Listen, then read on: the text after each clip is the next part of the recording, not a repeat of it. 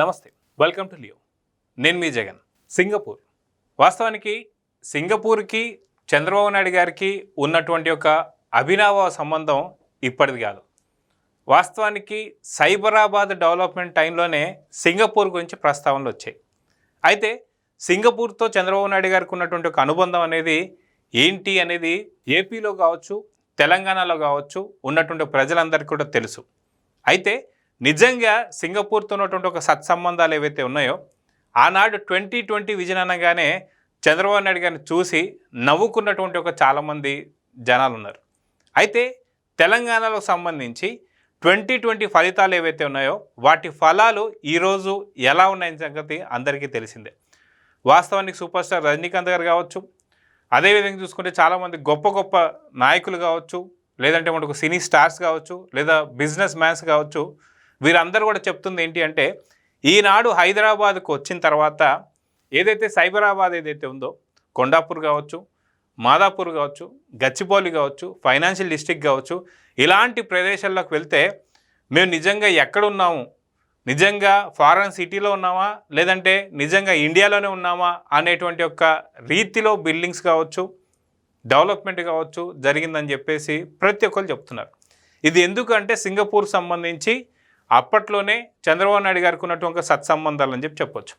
అయితే ఏదైతే చంద్రబాబు నాయుడు గారికి సంబంధించి రాష్ట్రం రెండుగా విడిపోయిన తర్వాత కనీసం రాజధాని లేనటువంటి ఒక ఆంధ్రప్రదేశ్ పక్కన పెట్టిన తర్వాత ఎప్పుడైతే చంద్రబాబు నాయుడు గారు ఒక సంకల్పంతో ఆంధ్రప్రదేశ్ని అభివృద్ధిలోకి తీసుకురావాలి, దేశంలోనే మొట్టమొదటి స్థానానికి తీసుకురావాలి అని చెప్పేసి అయితే అనుకున్నారు.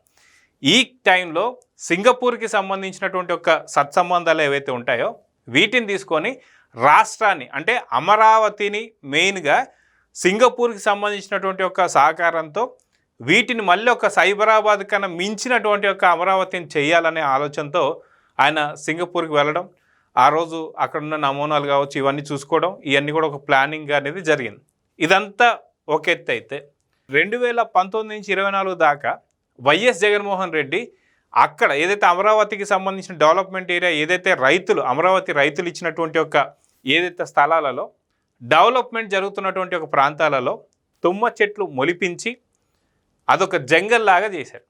అది కాక అమరావతి రైతులపైన కావచ్చు, అమరావతికి సంబంధించినటువంటి ఒక భూములు ఇచ్చిన వాళ్ళు ఎవరైతే ఉంటారో వారందరూ కూడా ఏదైతే 2019 నుంచి 24 దాకా వారు ఇచ్చినటువంటి ఒక పొలాలు కావచ్చు, స్థలాలు కావచ్చు, వాటిని పూర్తిగా అడవిలాగా తుమ్మ చెట్లు మొలిపిస్తుంటే చూసి కన్నీరు కార్చినటువంటి ఒక అమరావతి రైతులు దీక్షలు చేస్తూ, గుళ్ళు తిరుగుతూ, గోపురాలు తిరుగుతూ వాళ్ళు దీక్షలు చేస్తుంటే నిండు గర్భిణీ స్త్రీ పైన పోలీసు బూట్ కాళ్ళతో తొక్కిచ్చి ఆ రోజు ఎలాంటి దాష్టికానికి ఒడిగట్టారో అందరికీ తెలిసిందే.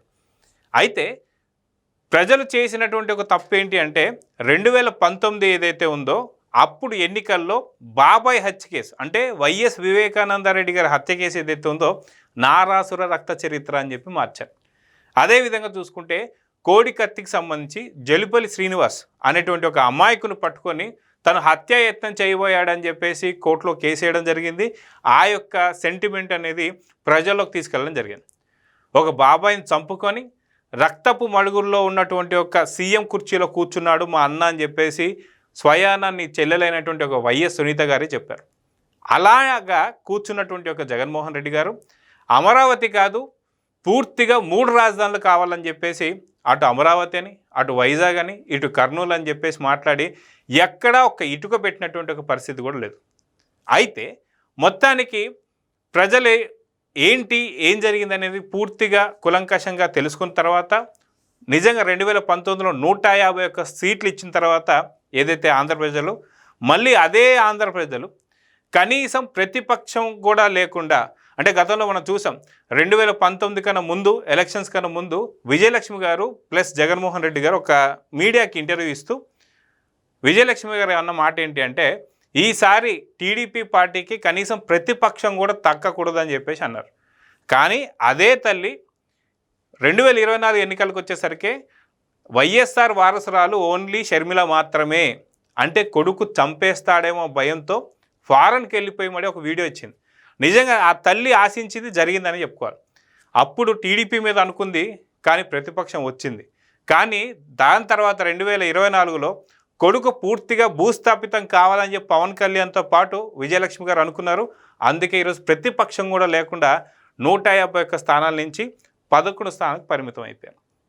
ఈ రకంగా ఉంటే ఇప్పుడు ఏదైతే అమరావతికి సంబంధించి ఏదైతే సింగపూర్తో చేసుకున్న ఒప్పందాలు ఏవైతే ఉన్నాయో వీటన్నిటికీ ఎందుకు అని సింగపూర్ రావడం లేదు, సింగపూర్కి సంబంధించి ఏం జరిగిందని చెప్పేసి ఆలోచించి చంద్రబాబు నాయుడు గారు పర్యటనకి వెళ్తే తెలిసినటువంటి నిజాలు, చాలా ఘోరమైన నిజాలు బయటపడ్డాయి. అదేంటి అంటే సింగపూర్కి సంబంధించినటువంటి అధినేతలను కావచ్చు, నాయకులు కావచ్చు, అక్కడ ఉన్న వారు అందరినీ కూడా భయపెట్టి బెదిరించి వాళ్ళపైన కేసులు పెడతామని చెప్పేసి అన్నారట. వాస్తవానికి సింగపూర్లో ఉండేటువంటి ఒక ప్రభుత్వం ఇక్కడ అమరావతిలో ఎందుకని డెవలప్మెంట్ చేయాలి?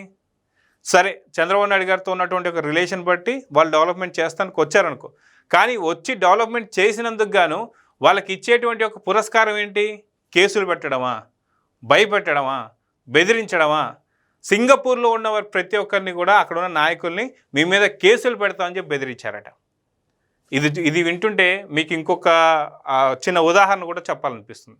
వైఎస్ వివేకానంద రెడ్డి గారు చనిపోతే సిబిఐ ఎంక్వైరీ అని చెప్పేసి అన్న జగన్మోహన్ రెడ్డి గారు, మళ్ళీ ఆయన ఎప్పుడైతే హయాంకి వచ్చేసరికి సిబిఐ వద్దు అని చెప్పేసి అన్నారు. అయినా సరే సిబిఐ విచారిస్తుంటే సిబిఐ రామ్ సింగ్ గారి పైనే వాళ్ళు కేసులు పెట్టారు.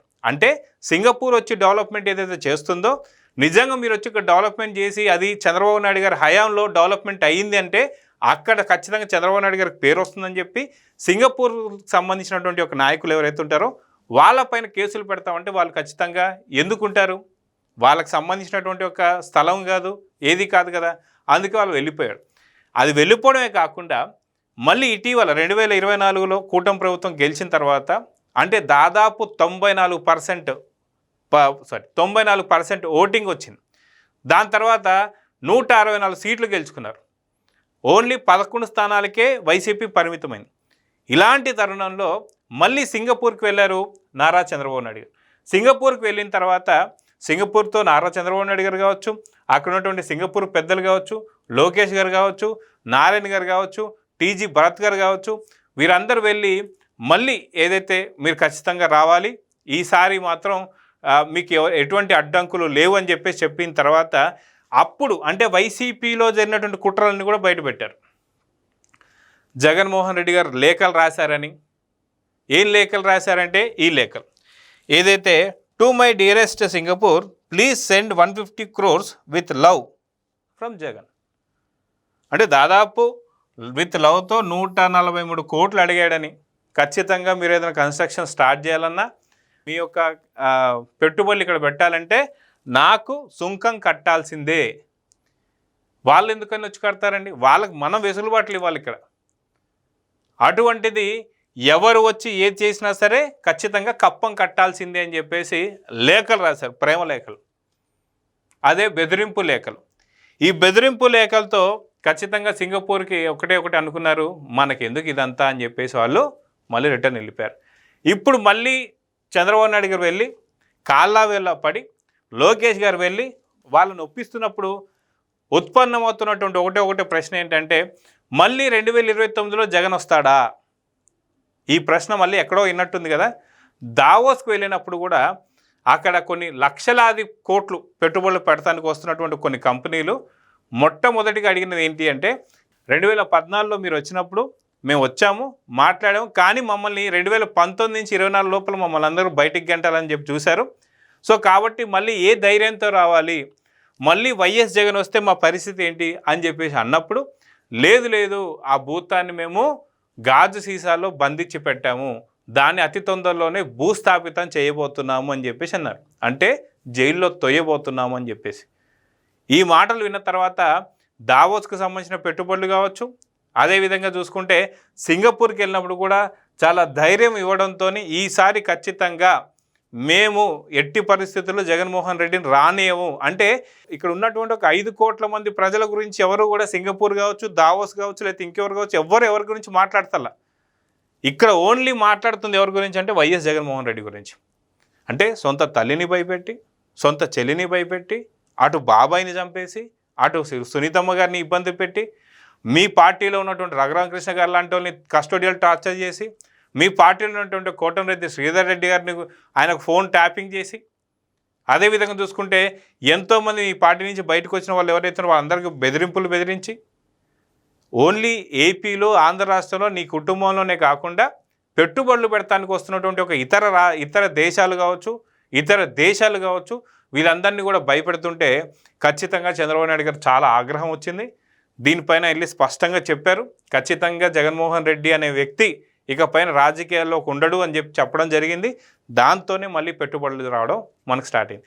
దాదాపు మొన్న వెళ్తే 40,000 కోట్లు పెట్టుబడులు సింగపూర్ నుంచి మనకు రావడం జరిగింది. ఇవే కాకుండా ఇంకా ఎన్నో ఎంఓయూలు కావచ్చు. వాస్తవానికి చెప్పాలంటే సింగపూర్లో ఎంఓయూలు కూడా లేవు. అంటే ఒకసారి రాసుకోవడం, మళ్ళీ ఒకసారి వచ్చి పెట్టుబడులు పెట్టడం కాకుండా డైరెక్ట్గా వచ్చేసి ఇన్వెస్ట్మెంట్ చేయడం అని చెప్పేసి అని లోకేష్ గారు కూడా చెప్పడం జరిగింది.